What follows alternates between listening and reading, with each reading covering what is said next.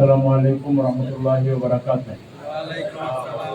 আলহামদুলিল্লাহি রাব্বিল আলামিন, ওয়াসসালাতু ওয়াসসালামু আলা রাসূলিল কারীম ওয়া আলা আলিহি ওয়া সাহবিহি আজমাইন।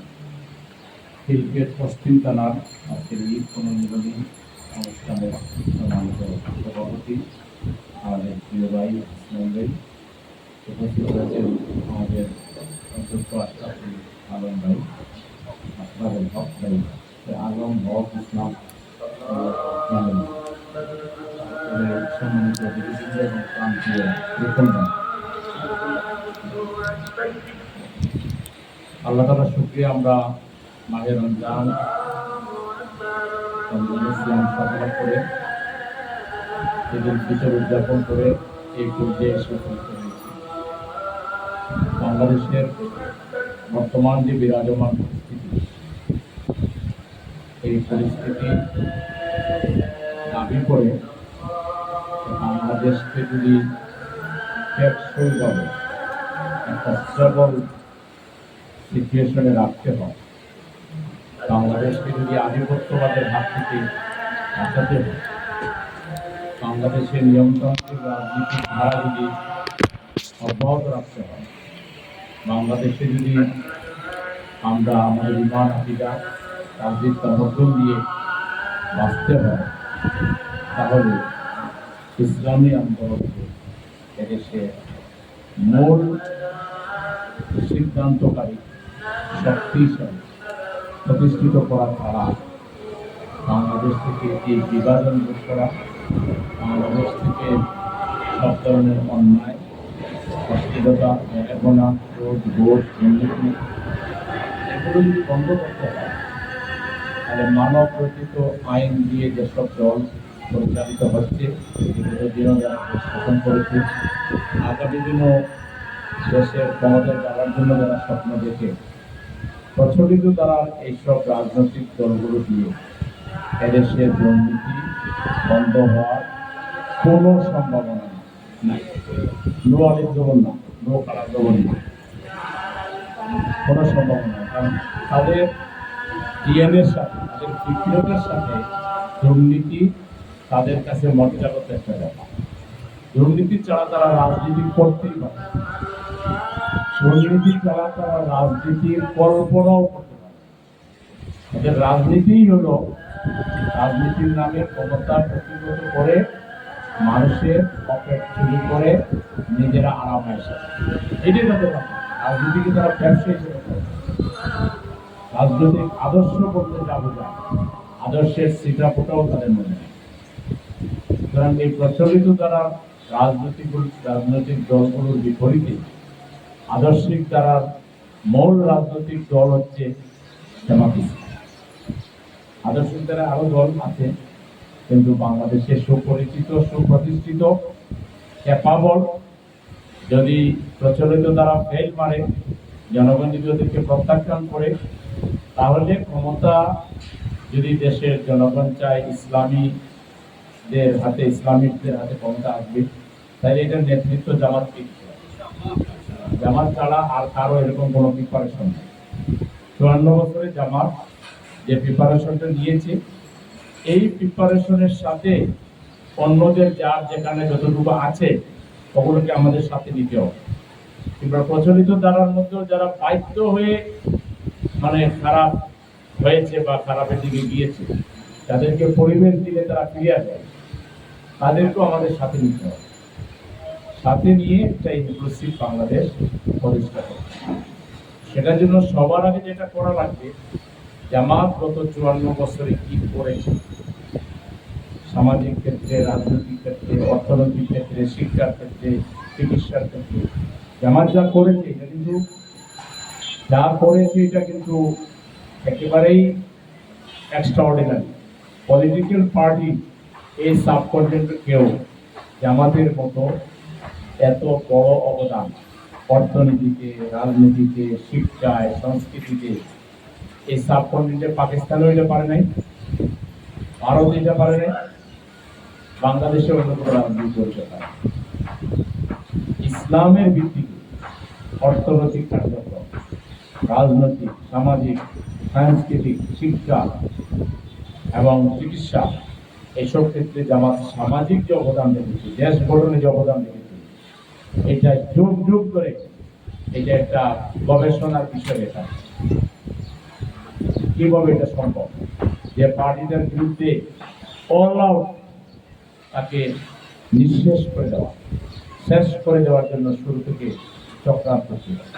দেশ স্বাধীন হওয়ার পরে প্রথমেই যে দলটার উপরে খাবার বিস্তার করা হচ্ছে, নিষিদ্ধ করে দেওয়া, আবার কয়েকদিন আগেও নিষিদ্ধ করা, আর প্রতিনিয়ত নিষিদ্ধের পরবের মধ্যে আমরা ছিলাম। এই অবস্থায়ও এত বড় বড় অর্থনৈতিক প্রতিষ্ঠান, সামাজিক প্রতিষ্ঠান, রাজনৈতিক প্রতিষ্ঠান আমাদের পক্ষ থেকে গড়ে তোলা, এই 54 বছরের জামাতের কন্ট্রিবিউশন তুলে ধরতে হবে এবং আগামী দিনে জামাতের দেশ শাসনের পরিকল্পনা তুলে ধরতে হবে। তবে এত কথা তো দাওয়াতিতে বুঝে দিতে পারবেন না।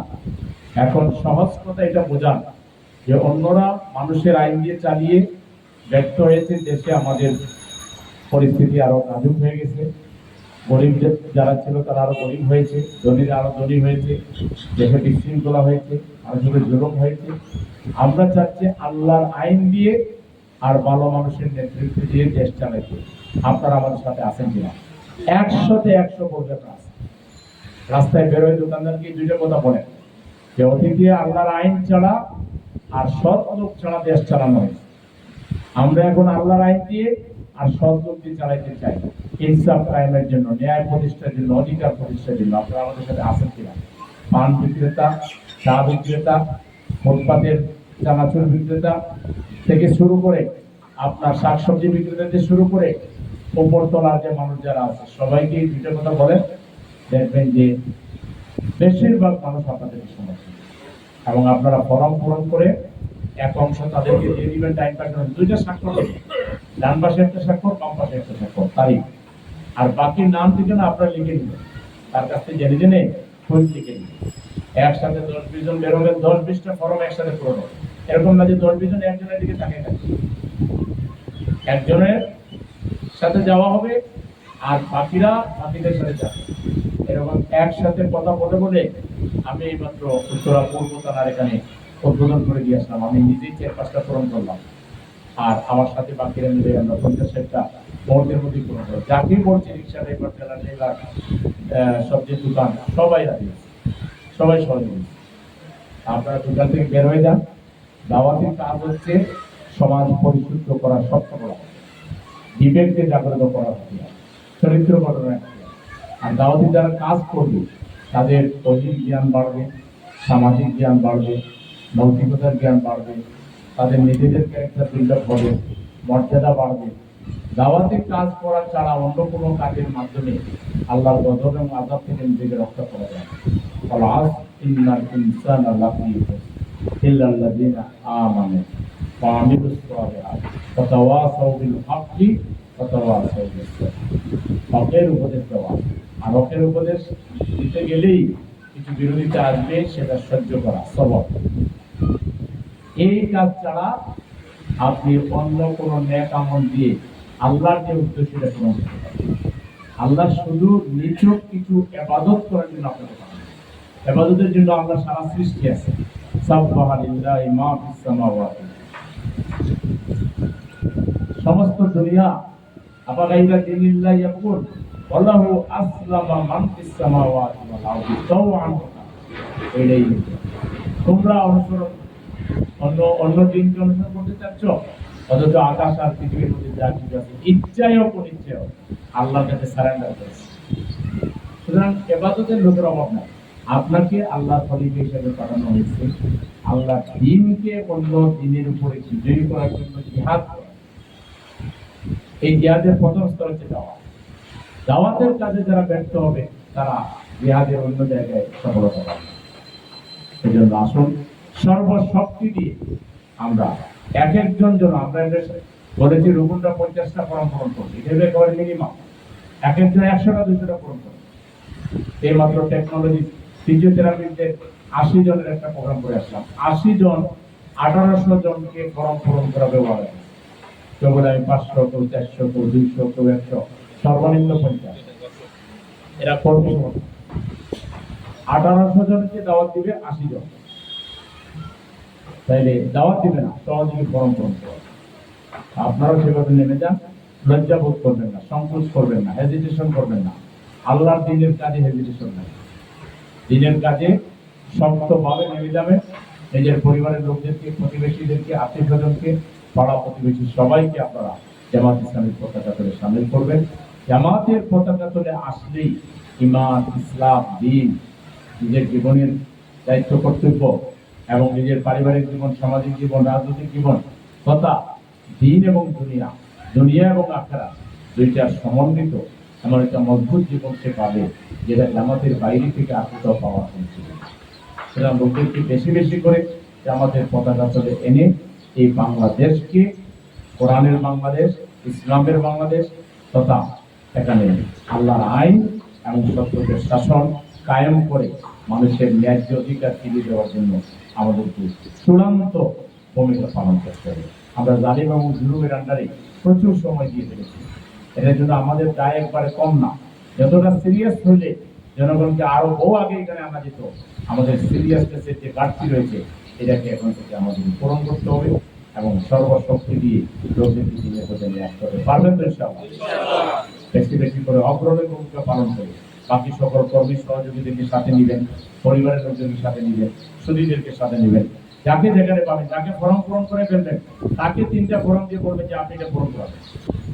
আপনার আত্মীয়কে দিবেন, আপনার বন্ধুকে দিবেন, অন্য লোকদেরকে দিয়েও আপনি কাজ করাবেন, আপনাদের সব সহযোগীদেরকে দিবেন, কর্মীদেরকে দিবেন। তাইলে দেখবেন সবাই মিলে কাজ করলে এই তিনটের এই ওয়ার্ড কত নম্বর ওয়ার্ড? 17 নম্বর ওয়ার্ডে কমপক্ষে 10,000 লোক যেন জামাতে ফরম পূরণ করে দেন। তাইলে আগামী দিনের কাউন্সিলর জামাত ইসলামের হবে ইনশাআল্লাহ। আগামী দিনে এখানে এমপি ক্যান্ডিডেট এখান থেকে সবচেয়ে বেশি ভোট পাবে ইনশাআল্লাহ, ঠিক না?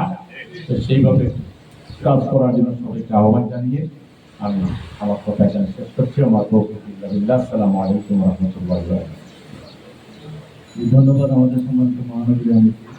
আমাদের বিশেষ করে এখন গণসংযোগের